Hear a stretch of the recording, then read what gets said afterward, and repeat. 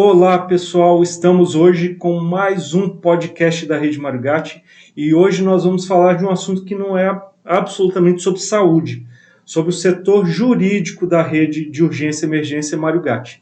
E para isso nós convidamos a doutora Daniela, diretora do setor jurídico da rede Marugatti. Tudo bom? Tudo bom, bom dia.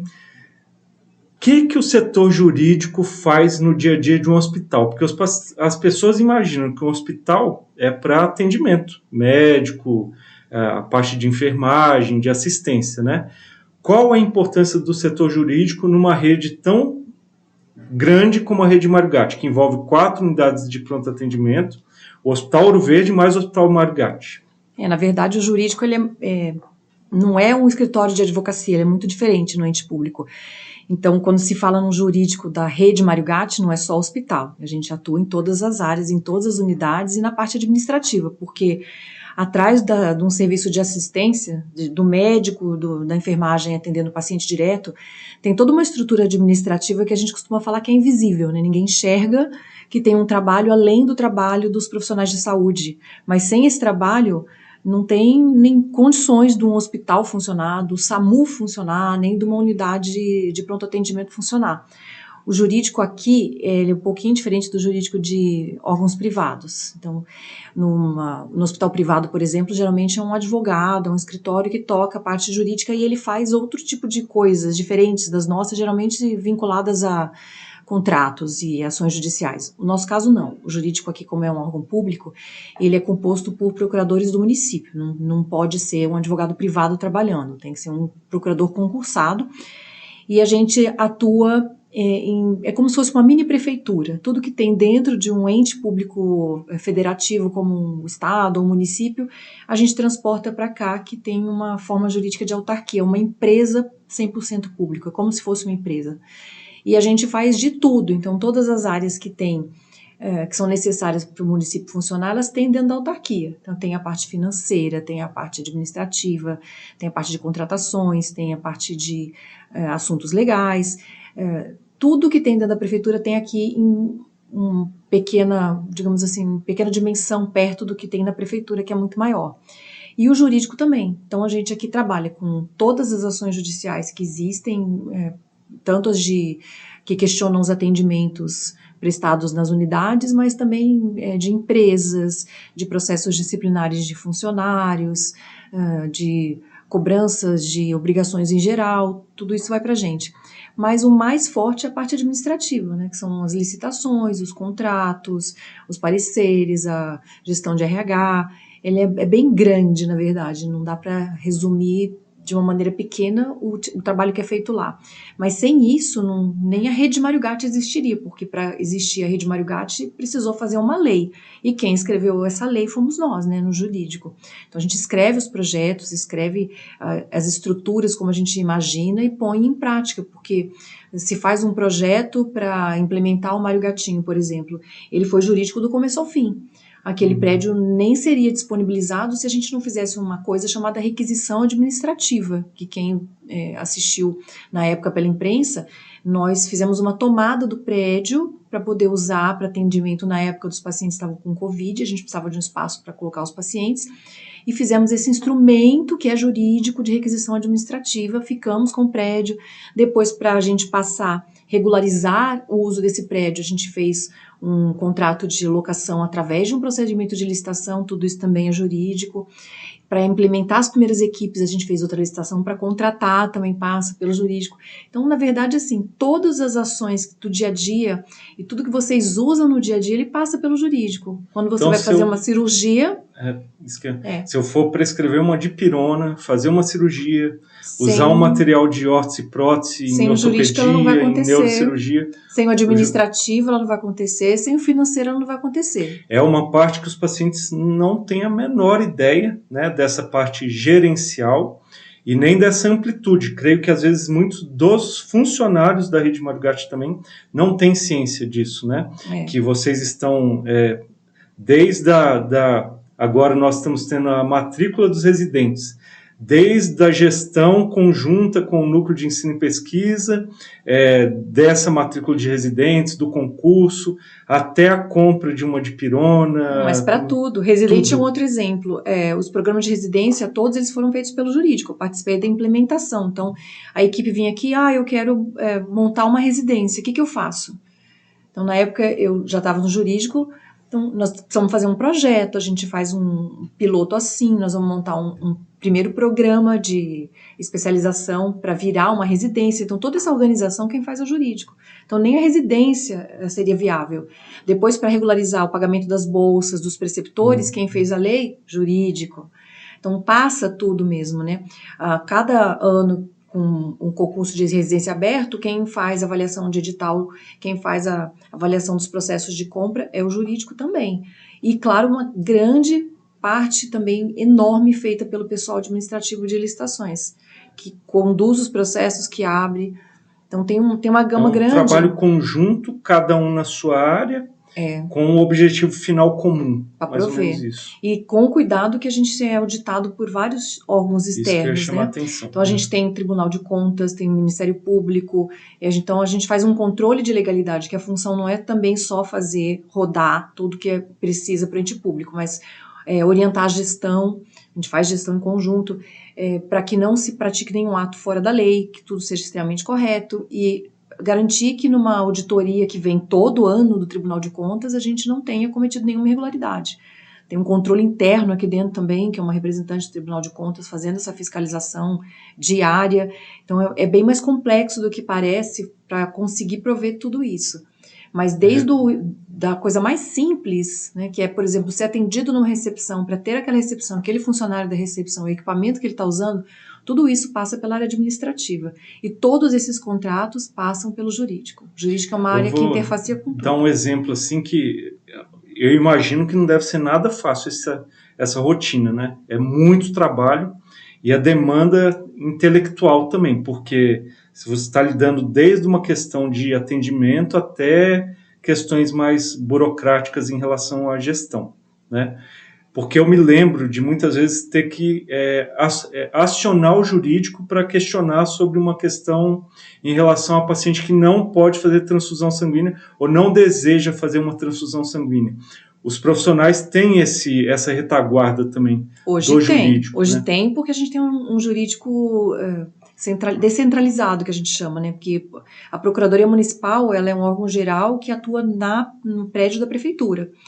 E aí a necessidade da autarquia é tão grande que nós tivemos que montar uma unidade descentralizada. Nós somos vinculados a lá, na Procuradoria, mas trabalhamos em loco aqui, justamente por causa dessas demandas. A gente tem muita situação emergencial aqui, que para o procurador que trabalha é complicada, porque você tem que ter um conhecimento adquirido grande, porque num sistema de urgência e emergência, até as questões jurídicas são de urgência e emergência. Eu posso dar alguns exemplos aqui, acidentes com viaturas, a própria transfusão de sangue, pacientes que estão com cognição prejudicada e não podem definir se vão ou não querer tal tipo de tratamento. Isso, né? No dia a dia, a gente tem bastante, e quando vem a questão pra gente, a gente tem que resolver na hora. Eu sempre brinco que o pessoal acha que é McDonald's jurídico, né? Passa na janelinha no drive-thru e pede o parecer pelo número. Tem que ser aí, você tem às vezes 30 minutos ou menos para fazer um parecer escrito complicado, e o pior são as consultas verbais que a pessoa liga do centro cirúrgico, que está acontecendo aquilo ali na hora e você tem que dar resposta. Então tem que já ter isso trabalhado. Testemunha de Jeová é um caso polêmico da questão da transfusão de sangue, que a gente teve N situações aqui, continua acontecendo, gerou processos no Ministério Público que a gente teve que atuar, gerou uma alteração de procedimento ou de diretriz aqui dentro, é bem complicado. A gente tem casos, assim, bem, que são basilares, né, para demonstrar como é que é a atuação do jurídico. A gente teve recentemente uma criança, não tão recentemente assim, uma criança que entrou com um abscesso importante na base do crânio, e a equipe da neuro estava cuidando dessa criança, e criança ela não pode autorizar nenhum procedimento, os pais têm que autorizar. E os pais, eles eram pessoas muito simples, muito humildes, e não conseguiam entender a complexidade daquele procedimento, tinham muito medo e não queriam autorizar. E eu me lembro sempre, que é sempre numa sexta-feira, né, chega uma sexta-feira de manhã, a equipe veio me procurar, falando que chegou num limite, aquela criança estava com risco de óbito muito elevado, eles estavam com muito medo de não conseguir fazer o procedimento. Entra num final de semana que a gente tem uma redução aqui de movimentação do centro cirúrgico, a equipe fica reduzida, e os pais não autorizavam o procedimento, e o medo deles é que durante o final de semana, que existe uma equipe menor no hospital, acontecesse qualquer coisa com essa criança pela falta do procedimento cirúrgico, e ela acabasse indo a óbito por causa do não tratamento do abscesso. Porque havia indicação clara de que precisava tratar. Então, assim, em um dia a gente teve que fazer uma ação para conseguir suprir o consentimento dos pais, para que um juiz autorizasse o procedimento, para que pudesse ser feito, salvar a vida da criança sem risco, porque os pais não conseguiam entender e autorizar. Esse foi um caso que a gente fez exitoso. Um segundo de transfusão de órgãos também, que transfusão não, doação, né? Que o paciente tinha falecido e era um perfil excelente para doação, e a família... a mãe era a única família que existia, a mãe do rapaz novo, e precisaria do consentimento do pai e da mãe para permitir a doação. E o pai, ele estava em lugar incerto e não sabido, a mãe não conseguia autorização, e quem faz a remoção é o pessoal do Unicamp. Sem autorização do pai, eles recusavam. Tem um tempo para fazer esse... Tem um tempo muito curto. Eles se recusavam a vir aqui fazer a coleta. E nós tivemos que entrar com outra ação também, dessas emergenciais, para conseguir que o juiz desse uma liminar para obter a doação. Deu tudo certo também. Então, esses são procedimentos mais extraordinários, que não são muito de dia a dia, mas acontece bastante, né? A gente tem a rotina que não é tediosa, nem um pouco. Nem um pouco. Eu ainda esqueci de falar, né? Porque são 4 UPAs, 2 hospitais enormes, com volume de atendimento gigante. Eu não falei do SAMU. 3, né? Tem o Mário Gatinho também. Ainda tem o Mário Gatinho hoje. Então, é realmente uma demanda muito grande. O SAMU não só no pronto-socorro, que é que os pacientes mais estão acostumados, né? Vir ao pronto-socorro é cheio, é SUS, né? Muito volume. Vem muita gente de fora, também de outras cidades. O Mário Gatti, Ouro Verde, eles acabam... dando conta desses pacientes que vêm de outros municípios também, porque de uma certa forma existe a fama de que se resolve problemas mais graves aqui, né? E essa mesma demanda do pronto-socorro é o que a gente imagina para todo o restante, né? De cirurgia, tudo. Aí para a parte administrativa não foge. Cresceu muito, né? Cresceu demais o atendimento, mas não cresceu a área administrativa que cuida disso, né? A gente tem a mesma equipe, basicamente, de quando era só um hospital. E a complexidade veio junto, né? Hoje a gente tem uma oncologia enorme, é o NACOM, quer dizer que é a maior classificação de centro oncológico que existe, é o NACOM, e a gente tem. O que significa essa classificação para o leigo entender? O tipo de atendimento departamento de oncologia que trata câncer, né? O tipo de atendimento que é feito, que é autorizado a fazer. Que tipo de procedimento você pode fazer, que tipo de paciente você pode atender e o grau de complexidade. Então, se você tem um primeiro cadastro, que é de centro de oncologia, você faz uns procedimentos menores, é reduzido o procedimento que você pode fazer, o tipo de atendimento. E se você é UNACOM, que é uma unidade, esse cadastro que é feito, chamado de unidade de atendimento oncológico, aí você tem uma responsabilidade que é praticamente integral, né? Você pode fazer um procedimento completo e você tem a obrigação de dar um atendimento também que é bem mais completo, tanto para quimioterapia, para radioterapia, para que tipo de medicamento você vai fornecer. A responsabilidade de quem abriga um NACOM é muito maior do que a de quem tem um CACOM. Então, só aumenta a complexidade e o volume de atendimentos. Hoje a gente, recentemente, entregou um prédio ampliado, aumentou, foi para o dobro de capacidade, e a gente já está fazendo um atendimento que está acima do que a gente é contratualizado para fazer, né? O Estado remunera a gente X pacientes, a gente faz mais do que isso. O município tem que arcar com esse custo, através dos... Com remanescente a gente arca. Isso até no hospital, é que assim, a oncologia, ela é muito mais regionalizada do que o resto das unidades, porque como são poucos os centros oncológicos, as unidades oncológicas que na região, a gente em Campinas tem muito pouco que atende pelo SUS. Então ele recebe os pacientes daqui e recebem de todas as outras cidades da região, tanto que é regulado pelo Estado, né? Não é nem o município que regula essas vagas, o Estado pega pacientes de outras cidades e manda tudo para cá. A gente vê na porta do hospital que tem transportes de várias cidades da região que vêm para oncologia. Ambulâncias, né? De outras cidades. Outras cidades não têm, cidades menores não têm condição de albergar, então esse serviço fica aqui. E isso é uma complexidade enorme que gera também uma outra complexidade para a gente de contratações, porque a gente teve que fazer, por exemplo, uma contratação auxiliar de radioterapia que chegou na mídia, porque a gente tinha uma fila grande. Então, para não deixar esses pacientes esperando, a gente teve que abrir um outro processo para fazer uma contratação adicional. Então, vai aumentando a complexidade. Na porta das nossas unidades, a gente também recebe, existe uma estimativa de 30% de pacientes que não são de Campinas, que são de fora, e a gente ainda considera Campinas como um centro regional, né? Então a gente entende que Sumaré, Hortolândia, a gente entra numa região de Campinas, mas a gente tem pacientes, tem pacientes da Bahia, né?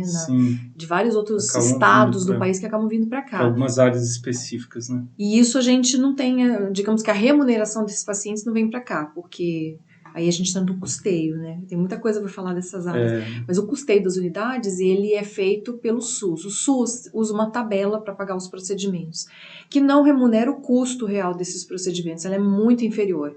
Então, hoje, quem banca o serviço de saúde da rede Mário Gatti, basicamente é o município. A verba mais importante que existe, o custeio de quase totalidade é municipal. O orçamento do município para a saúde é acima de 1,2 bilhão, mais ou menos. É acima do que é estipulado por muito lei. Acima do mínimo legal. A União repassa um percentual bem pequeno. Existe um percentual constitucional que o município tem que colocar de aporte. Campinas coloca bem mais.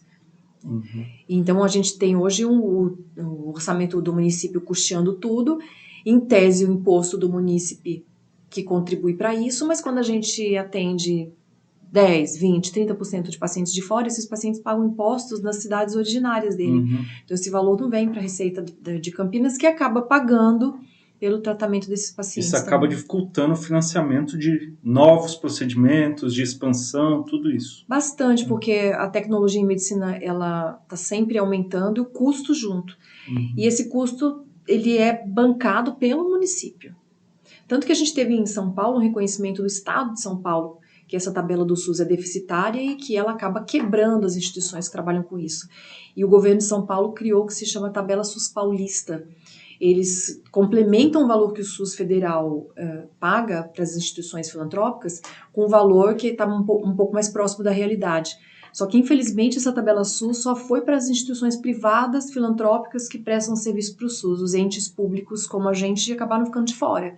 A gente está até pleiteando entrar, porque não é justo, né? A gente que é 100% público também não entrar nesse valor aumentado de tabela. Mas, por enquanto, a gente está na tabela SUS e o município bancando tudo, como sempre.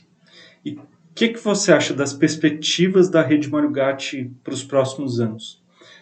De tudo que já passou, desde a criação, passou um momento difícil. As pessoas acham que a pandemia, só os médicos trabalhavam, médicos, enfermeiros, fisioterapeutas. Como é que foi sua rotina na pandemia? Foi infernal, porque eu, de novo, trabalho invisível da área administrativa, né? A equipe toda do administrativo, todos os diretores, o pessoal de licitações, a gente nunca parou de trabalhar, pelo contrário. Foi o período que a gente mais trabalhou, era 12 horas presencial aqui, porque as coisas acontecem com muita velocidade. Imagine o trabalho que dá do ponto de vista administrativo e legal para subir um hospital de campanha em 10 dias, como a gente fez, que é um hospital inteiro. É uma estrutura, eu tenho os filmes até hoje, porque eu fiquei impressionadíssima como subir um hospital com aquela estrutura de metal, com cama, com equipamento, com aquele filtro de ar, reverso. É um absurdo aquilo ali, com gerador específico. Como se montou rápido aquilo. Mas foi um ato hercúleo. O pessoal da parte administrativa e a gente no jurídico trabalhou absurdamente para conseguir fazer isso, fazer um convênio, teve que fazer um convênio. Quanto tempo você tem? 3 dias, 4 dias? É absurdo. Os prazos normais para fazer uma coisa desse monte, se a gente tivesse tempo, normalmente seria aí uns 90, 100 dias. A gente teve que fazer em 10 dias. Então, assim, não foi fácil para ninguém mesmo. Não, e a gente eu tenho 2 filhos, na época 2 crianças pequenas, eu não tinha rede de apoio nenhuma, não tinha quem ficasse com eles. Então, você vinha trabalhar o dia inteiro com as crianças sozinhas em casa. Daí foi o esquema, o mais velho cuida do mais novo. Então, na época em que as aulas estavam aula online, não tinha ninguém, todo mundo em casa, trancado, e a gente exposto o dia inteiro. Então isso ninguém viu, né? O pessoal administrativo ninguém viu. A parte do assistencial todo mundo viu, a parte de gestão não. Quem trabalha na gestão e no assistencial de saúde, no administrativo, ficou de fora do reconhecimento, né? Como que você vê o futuro da Rede Mário Gatti, novos projetos, já que vocês estão por trás de tudo isso que acaba acontecendo? Né? Estimulante e apavorante ao mesmo tempo, porque a Rede Mário Gatti foi criada em 2018 e assumiu a gestão das unidades na época por causa de um problema enorme que aconteceu com o então Hospital Ouro Verde, que houve lá um escândalo de corrupção, os responsáveis pela OS que geria o local foram presos, então o hospital ficou abandonado, desmontado, saiu todo mundo. Então a gente teve que assumir, montar, manter aquele hospital, e o projeto da Rede Mário Gatti indo, assim, foi apressado, né? Ele foi adiantado para conseguir cobrir aquilo, e a gente pegou as unidades totalmente desestruturadas. Os pronto-atendimentos não tinham nem raio-x, não tinha médico. Campo Grande era que historicamente não tinha médico para fazer atendimento. Final de semana, às vezes, tinha um médico. Eu dei alguns plantões no pronto-socorro do Campo Grande, de final de semana, né, para cobrir escala. Porque não tinha médico. Complicadíssimo. Então, assumir isso sem recursos, sem estrutura, com a mesma estrutura que geria o então único hospital Mário Gatti, ter que tocar um hospital inteiro novo, montar de novo esse hospital, corrigir esses problemas todos. A gente pegou um SAMU sucateado, assim, porque tinha 3 viaturas que quebravam o tempo inteiro, extremamente complicado. Então, a gente começou esse trabalho de organização em 2018, 2019, aí em 2020 veio uma pandemia Covid, que bateu feio nas portas de urgência e emergência, que a pandemia foi emergência, né? E mesmo assim a gente conseguiu estruturar, hoje a gente está com os pronto-atendimentos muito bons.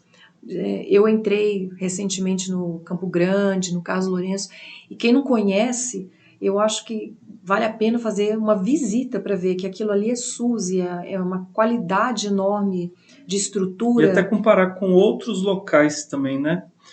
Outros municípios, tudo, e ver como Campinas tem evoluído nessa parte, né? Hoje a gente tem atendimento e serviços que são prestados no pré-hospitalar, nas unidades de pronto-atendimento, que nunca existiram em Campinas. Trombólise, por exemplo, né? Que é extremamente nós fizemos avançado, uma matéria esses dias sobre a trombólise, né, do infarto agudo do miocárdio ou o ataque cardíaco, que é feito em pouquíssimos locais do Brasil e é uma tecnologia cara, é uma medicação cara e que salva vidas, né? Dá tempo do paciente estar infartando já desobstruir a artéria. E pelo SUS, né? Pelo SUS. O SAMU hoje está completamente estruturado, as viaturas são locadas, então a cada 2 anos troca todas as viaturas, estão sempre 0 novas.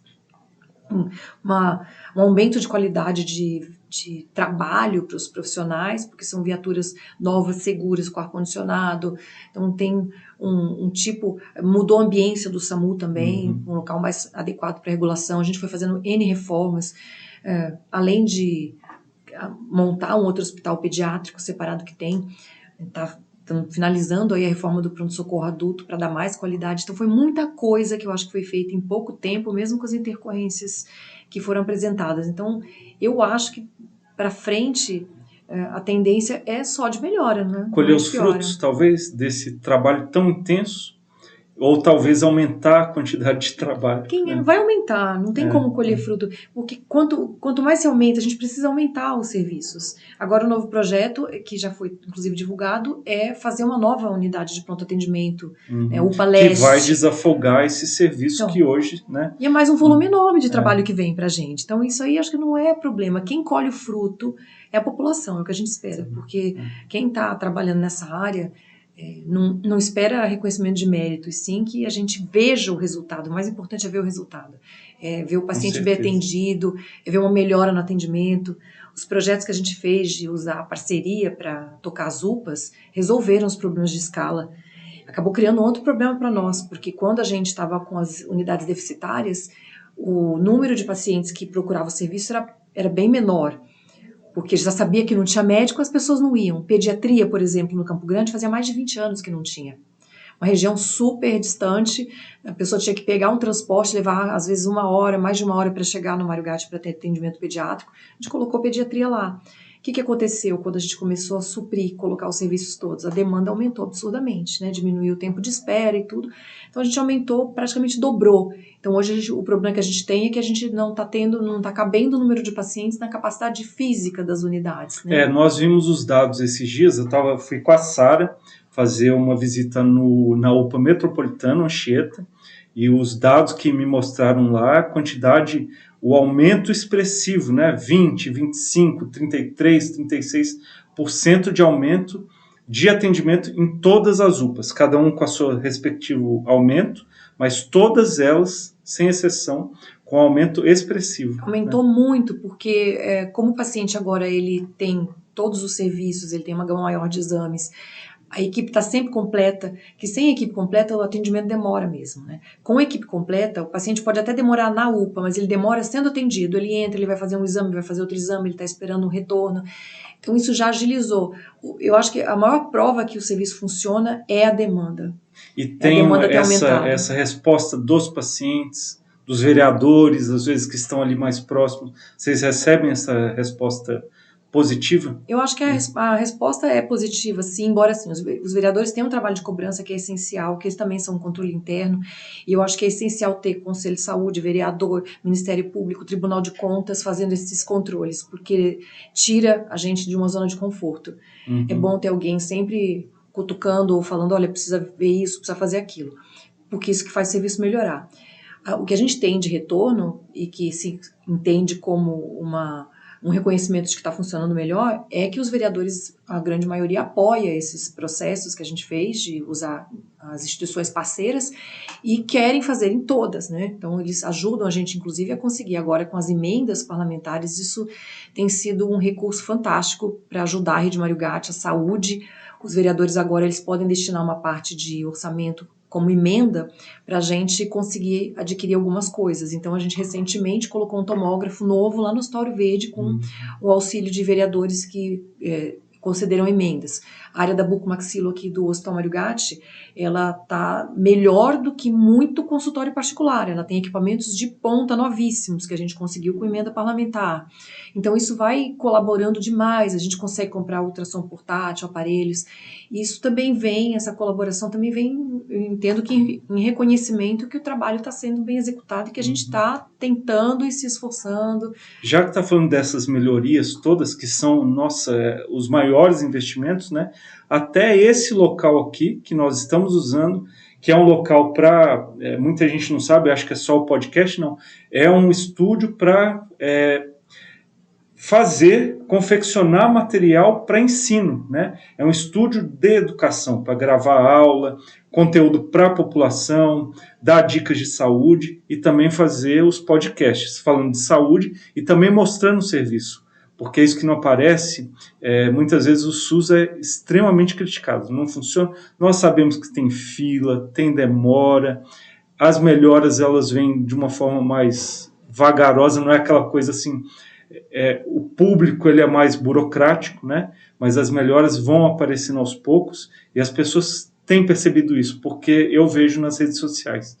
Então, até esse estúdio aqui, que as pessoas podem imaginar, mas estão montando estúdio, é para educação e isso não vende dinheiro Não vem dinheiro SUS, público. Né? É uma área que a gente também, isso também é uma área do jurídico, né? O jurídico trabalha com convênio, emenda parlamentar, e a gente conseguiu criar, né, nessa relação externa, com essas instituições externas, uma maneira de que, olha, o que você usar, que você precisa usar para o ente público, que é campo de estágio, nós somos formadores de profissionais. É um hospital-escola, né? É um hospital-escola. Então a gente abre campo de estágio, aqui a gente forma técnico de enfermagem, de radiologia, médicos, né? Tem internos residentes, nutricionista, enfermagem, fisioterapeuta, tem residência e escola para tudo. Esses convênios que a gente firma, eles trazem para a gente contrapartidas. Essas contrapartidas, elas permitem que a gente monte, por exemplo, um estúdio desse porte para a gente continuar com essa ação educacional, porque a missão da Rede Mário Gatti também é educação e saúde, ela não é só prestar assistência. Tem cursos, tem qualificação constante, a gente tem um projeto super bacana, aqui da Lei Lucas, em que a nossa equipe do SAMU, ela vai até as escolas, ela capacita os professores e os auxiliares que trabalham com criança em primeiros socorros para impedir que o engasgo de uma criança provoque óbito, que foi o que aconteceu com o menino que deu nome para a lei, o Lucas, né? A mãe dele batalhou, conseguiu uma lei exigindo isso. Quem faz é a nossa equipe do SAMU, são os nossos médicos da Rede Mário Gatti. Tem muita coisa acontecendo além de prestação da saúde, mas isso aí acho que é um assunto para um podcast diferente, que é muito grande também. É muita ação, e o que eu gostaria mesmo, assim, como participante desse podcast, é deixar uma mensagem para a população, que nós vamos começar a mostrar esses bastidores que são desconhecidos, para que não fique só a parte da mídia em geral, que quer normalmente mostrar o que é ruim, né? O dia que acontece algum problema num pronto-socorro ou uma viatura, geralmente nós só temos notícias mais negativas, né? Então nós precisamos mostrar um pouco dessa parte boa, funcionante e que cresce cada dia mais do Sistema Único de Saúde de Campinas e da Rede Mário Gatti. Com certeza. Muito obrigado pela sua entrevista. Eu que agradeço. Te peguei assim meio correndo no corredor, aqui, né? Sem muito preparo, mas olha, foi muito esclarecedor.